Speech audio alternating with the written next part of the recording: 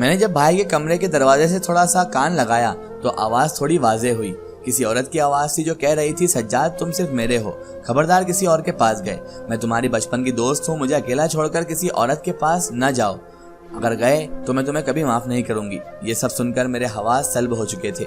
मैंने सोचा शायद ये मेरा वहम होगा, इसलिए मैंने एक बार फिर सुनने की कोशिश की। इस बार भी एक औरत की आवाज आ रही थी।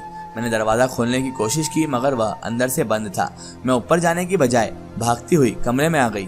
जो कुछ मैंने सुना था उसका मतलब था कि रेशम वाकई सच कह रही थी। मुझे अफसोस हुआ कि मैंने फिजूल में उसे घर से निकाल दिया। अगली सुबह मैं भाई के कमरे से निकलने से पहले ही छिपकर खड़ी हो गई। भाई बाहर निकलकर नीचे चला गया तो मैंने फौरन उसका दरवाजा खोलकर देखा। कमरे में कोई नहीं था। मैंने हैरानी से पूरा कमरा छान मारा, यहाँ तक के बाथरूम भी चेक कर लिया मगर कोई भी नहीं था। मैंने अलमारी चेक की, वहाँ वही कपड़े लटक रहे थे जो हमने रेशम के लिए खरीदे थे। मैंने भाई की अलमारी चेक की तो वहाँ औरतों वाले भी कुछ लिबास थे। मुझे अच्छे से याद था कि इस तरह के कपड़े हमने रेशम के लिए नहीं खरीदे थे। फिर वह किसके कपड़े थे जो भाई की अलमारी में टंगे हुए थे? वह औरत कौन थी और ये मामला क्या था? मेरा दिमाग चकरा कर रह गया। हमने आज तक कभी भाई के कमरे की सफाई नहीं की थी, बल्कि हमारा कभी भाई के कमरे में आना ही हुआ नहीं था, इसलिए ये सब देखते ही नहीं सके हम कभी। मैंने अगली रात भी भाभी के कमरे से आवाज सुनी थी। अब मेरा शक यकीन में बदल गया था कि हो सकता है रेशम ठीक कह रही हो। मैं रेशम के घर गई तो वह मुझे देखकर एक ही बात कहने लगी, बाजी मैं झूठ नहीं बोल रही थी। मैंने रेशम से माफी मांगी और घर ले आई उसे। घर आकर रेशम ने हैरत से सवाल किया, बाजी क्या आपको मेरी बातों पर यकीन आ गया? थोड़ा बहुत, मुकम्मल नहीं आया है, थोड़ा बहुत आ गया है। मैंने भाई के कमरे से औरत की आवाज सुनी है, इसीलिए मैं तुम्हें वापस लेकर यहाँ पर आई हूँ ताकि तुम इस राज को पता चलाओ।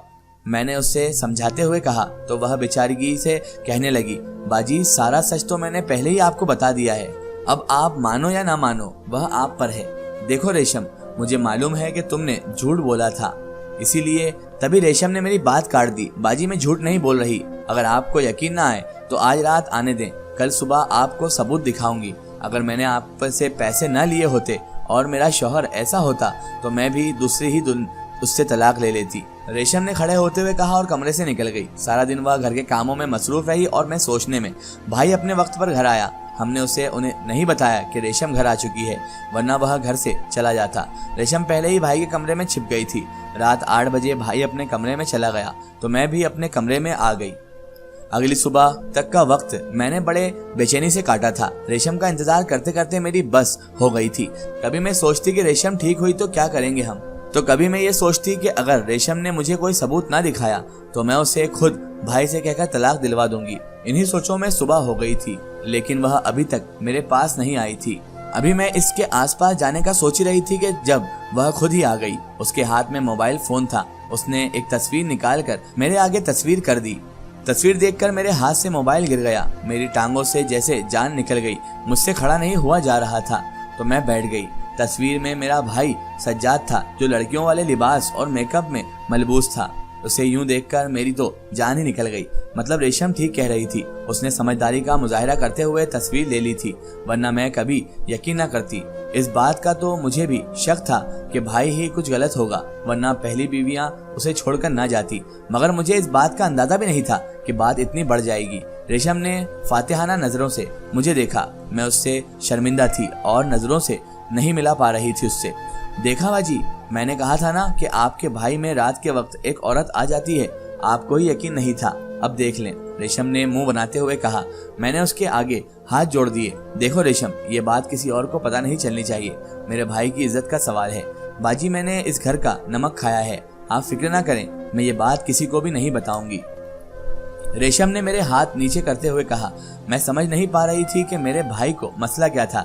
दिन के वक्त वह बिल्कुल ठीक होता था और रात के वक्त वह एक दूसरी शख्सियत का मालिक बन जाता। अपनी एक डॉक्टर दोस्त को सारी बात बताई। उसने फौरी तौर पर भाई को साइकियाट्रिस्ट को दिखाने को कहा। अब सबसे मुश्किल मरहला भाई से बात करने का था। मैंने एक दिन बहुत सोच समझकर उससे बात की। सज्जाद भाई, मैं आज आपकी पहली बीवी से मिली थी। भाई ये सुनकर चौंक पड़ा। उसके चेहरे के रंग बदल गए। कब, कहाँ, क्यों? उसके मुंह से ये अल्फाज निकले। उसने मुझे बता दिया कि उसने तुम्हें क्यों छोड़ा है। मैंने झूठ बोलते हुए कहा। सिर्फ यही तरीका था कि वह सच बोलता, इसीलिए मैंने झूठ बोला। मुझे कुछ नहीं पता अक्सा, मैं कुछ नहीं जानता। कि मेरे साथ क्या होता है। वह झूठ कह रही होगी। तो फिर तुम्हारी बाकी बीवियों से पूछना मुझे पड़ेगा कि सच क्या है। मैंने उसे धमकाया। वह बेचारा मुजरिमों की तरह सर झुकाए बैठा रहा और कुछ न बोला। मुझे उस पर बहुत तरस आया।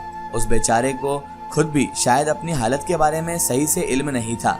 छोड़ो, सारी बातें छोड़ो, तुम अभी मेरे साथ साइकियाट्रिस्ट के पास चलोगे, वरना मैं अभी घर वालों को सब कुछ बता दूंगी, मैंने उठते हुए कहा और शर्त रखी। मैं नहीं जाऊंगा।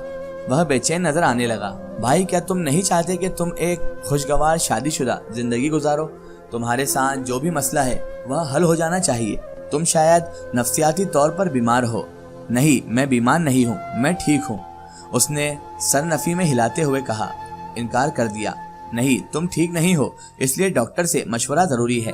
मैंने तुम्हें बड़ी मुश्किल के साथ इसे कायल किया था और साइकियाट्रिस्ट के पास लेकर गई। साइकियाट्रिस्ट ने कुछ सेशन करने के बाद मुझे जो कुछ बताया वह मेरे वहमो गुमान में भी नहीं था। डॉक्टर के मुताबिक मेरा भाई दहरी शख्सियत का शिकार था।